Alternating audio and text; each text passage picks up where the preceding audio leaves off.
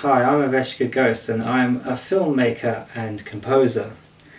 It means I make films. I don't want to break them. So you want to make a film, do you?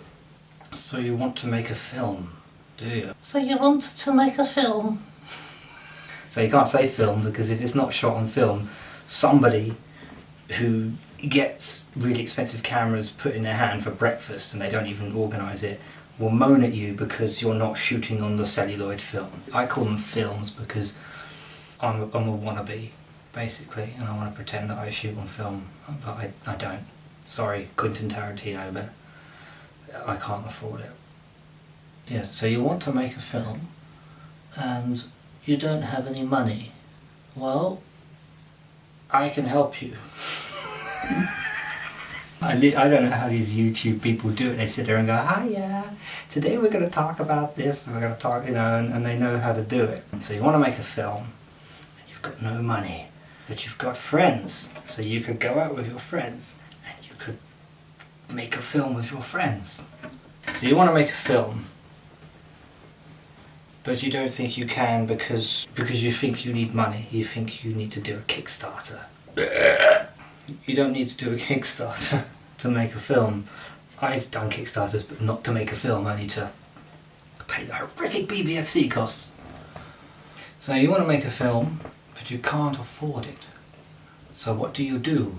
Well, you write a script, and you write the script within your means to do it. And that is the trick. And what we do when we write a script, we have something called the stakes, which is based on Davy Jones' The Stakes. The dangers, the highest liabilities, which is usually in the form of a diva actor that's going to betray you, or a location that's going to betray you, or an aeroplane that's never going to go away, or whatever. There's always risks, and there's always things that are going to weigh you down, but there's the highest stakes, the ones that are particular to that film. If you've got a lead actor that says, I can only do 2 weeks and I'm going to move to Australia, that's your high stakes. That's what you bow down to. Every other thing evolves around that person. He becomes the super diva and controls your life until you've shot your film. Unfortunately, that's how it works because you haven't got the budget to buy him out of going to Australia. So it's okay not to pay people, but it's not really okay to expect them to do the things that you would expect a paid person to do. You do a favour for them. So, if I photo shoots and stuff, or I edit stuff for my friends or whatever, and I help promote them, right? And I do big photo shoots at the end of the films, and I give them all the pictures and all sorts of stuff. But it can be anything, So you have to, have that relationship. I think people are put off the whole pay for free exposure IMDb credit thing, which we all know the jokes are in the memes and stuff.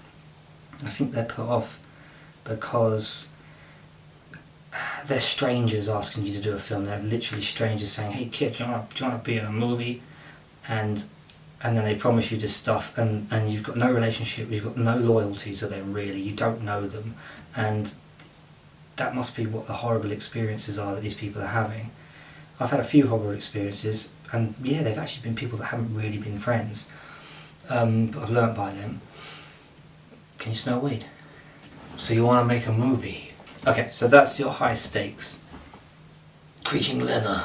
You have to write it within your means of what you can do and what you can't do. So if you write in a spaceship, you can't write it like, I'll raise the money and get somebody to make me a spaceship. You can't do that. You have to already have a spaceship, or know that you can make one, or have half of one, or know somebody that's got one. You still have problems. There are always sorts of problems. Every single thing is a problem. You realise that once you've written it, you realise sometimes getting a coat of a certain style and colour is a problem. Oh my god, I've got to buy a coat and the only one there is 165 quid. So you write within your means and that's it.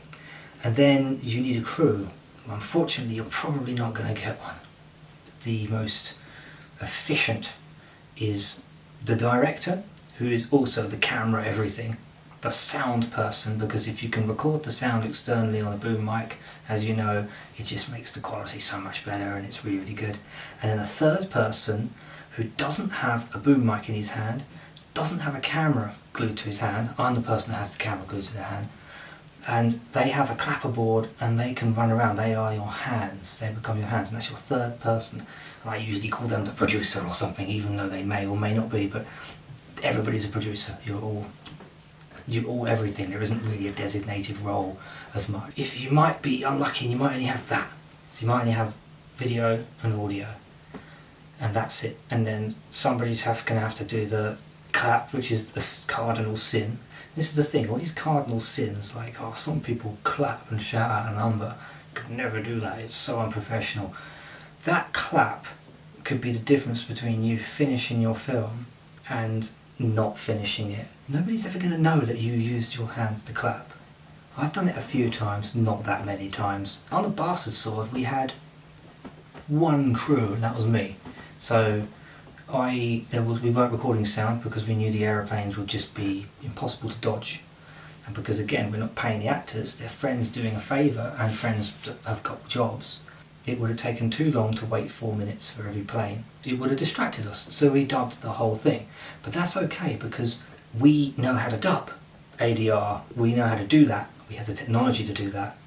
I know how to write software that can help me do stuff like that. So that's my strengths. It's not just in the writing of the script, it's in the strengths of what you're able to do. I don't like telling strangers any sentence that begins with the word you need, because if a stranger says to me something that begins with you need, I switch off because it's really horrible. You need to be more confident. You need to be more secure. I could do a montage and just cut it. You need to dress differently. You need to man up. The best ones are, once I heard, you need more actors. You need more money. I thought, wow, I need more money. Who would have thought that? I would have never guessed. So really, it is advisable that you learn how to do every single job yourself. It's quite brutal. I don't like short films that much. I don't hate them, but I used to do music videos, and I think they were my short films, and some of them were like a story, and they had a performance, and they had actors in, and they had a chronological events. That was my short film stuff. So I'm happy with that, and then I wanted a bigger hit, the feature length, because in feature length you can stretch it out. I know I'm infamous for stretching stuff out a little bit more, but I can. So you've got the option there. In music videos, you're kind of compressing it into a timeline. You've got no choice but to make all these sacrifices and cram it into this song. I learned all those things, and I'm still learning from doing the music videos. It started off doing what I'm doing now, pointing a camera at myself on a tripod and going back and forth and getting the focus. It sort of evolved to the point where I'd have an assistant with me. It could be Chris, it could be Seth. Pointing the camera and having that assistant, that person with their hands free, just made a massive amount of difference, and it gave me a companion to hang around with. So I sort of ended up with bigger crews on my music videos, and then I thought, wow, I reckon this is enough to do a movie. Like in Monkey Island, damn, you're good enough to fight the Swordsmaster. And when somebody says you're good enough to fight the Swordsmaster, that means you know enough stuff, or do you? But you're still learning. If you know how to do all the jobs yourself, it doesn't necessarily mean you have to do them, but it means you can bail yourself out of most technical situations. I know how to do the editing and the colouring to a degree, and everything good enough to what I think is alright for what I'm doing. Remember, these are nano budget movies. I think they count as no budget because of a certain price bracket. So it's minuscule, it's from my own pocket. So what ingredients do you need to make your film? Yeah, so you need a camera. You need the Arri Alexa. Nope. You need the red one. Nope. Black magic. Maybe. We all love black magic, don't we? Yeah, it's the best thing in the world. A DSLR. Oh no, you can't make a film in a DSLR. It's a gimmick. It's a retro thing. It's a wannabe thing. This DSLR. Oh no. Yep. That's probably what you're going to make your film with. Somebody told me the best camera in the world is the one you have with you at the time. Now, I'm not a phone person. I hate smartphones. But if that's all you've got, and if you really know how to use it, and you think you can get past the battery problems and the pinhole aperture or whatever, they're getting pretty good now, aren't they? I hate myself for saying this, but if the phone works for you, then I cannot mock it because some people have made things on the phone and I can't tell they're made on the phone. I don't know. Your budget, oh no, how are we going to afford the camera? You've got your phone, or you've got your DSLR, or you've got your Canon 550D, which at the time of making this video is 100 quid on eBay, or $150. The T2i, the A7S, which is really good, which is this one right here. I think it's about 300 quid, $300 or $400. That's crazy, and it's full frame. You might like the full frame. The good thing about the full frame is it lets in lots of light, and you can use lots of vintage lenses on it with adapters, and you'll get the full hit of what the lens was supposed to look like. That's why I like using it. The low light thing is really important because you can't afford these ridiculous £15,000 whatever it is light rigs. You can't afford these lights. So if you can do it in the street lamps at night, and torches in the woods, and maybe a couple of little battery powered £100 lights, LEDs, that solves all your problems. That's what we did the Bastard Sword with, and that's what I've done all my films with, because it's all I've got. They're just these tiny little things like this, and I've got no power, I've got no mains, so it all works. So that's the camera. So you want the camera, you might need lights, but you know what, your script, you might have written your script where you don't need lights, or you know that there's street lights on in that scene, or you know that the person's yard that you're filming it in already has lights that are there, that come on every time a cat jumps out, so you may need a cat to keep the lights on. So then you might want the whole boom mic thing. The boom mic thing is, this is depending on exactly how low down you are with the experience thing, but if you've got somebody and you can invest in a microphone for about £100, put it on a boom arm that's quite cheap, or make one, as long as it's all quite padded, and when you test it, it doesn't go, make sure it's not too rattly like this piano. That will really up the quality of the film, because I think that at least half the experience of the film is the sound. This is all the things you already know, you've already looked this stuff up. So I'm going to try and skip to the stuff that maybe you didn't think of, maybe you did. You might go for a certain look in your film, in your movie, and people go, yeah, try to get the look, try to plan the look and plan where the lights are going to go, and look at a famous film that you want to emulate. I don't really completely agree there, because that famous film you want to emulate probably cost millions and millions and millions of pounds. So be inspired by it, but this is the big advice. You probably aren't going to get the film to look how you wanted it to look, but it will look different, and it will have a special look, and it might be a hybrid of something, and you will end up with a certain look, and you should go with that look, because the thing is about making these movies now for nothing is that they represent a time in your life that meant something to you. Even if the film is completely crap, you made decisions that time in life. The world looked a certain way, the cameras available were like that, you were younger. It is a memory. You're creating a memory, you're creating a moment in time. Whether it becomes super duper famous, it will be appreciated. Whether it doesn't become famous, you will appreciate it, and your family and friends will appreciate it. So you might as well go with the look that you feel is right at the time, and stop trying to live too much into the future, because people's biggest problems with any art form, whether it's music or film or whatever, is they don't know when to stop picking at it. And that is something that I keep trying to advise people, because they want it to be perfect. And I'll do that lecture in another video. We'll do another video. But yeah, that is the biggest thing.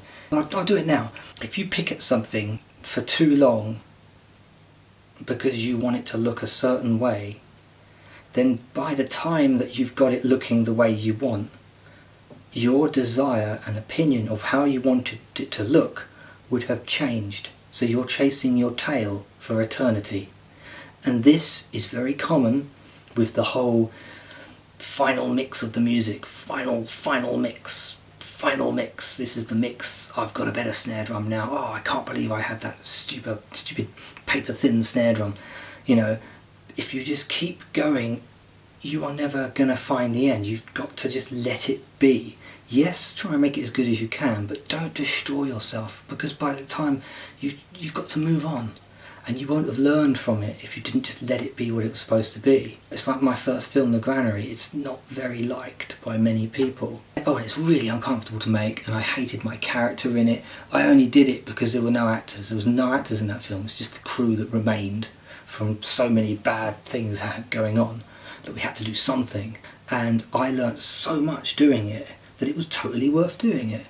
I learnt the entire process of writing all the way up to booking a premiere in a cinema. Yeah, it's a bit crap, and yeah, people might go, oh, it's so terrible, oh, it's so terrible. And that's fine, but it exists. And I learnt from it, and I reckon my next film was a bit better.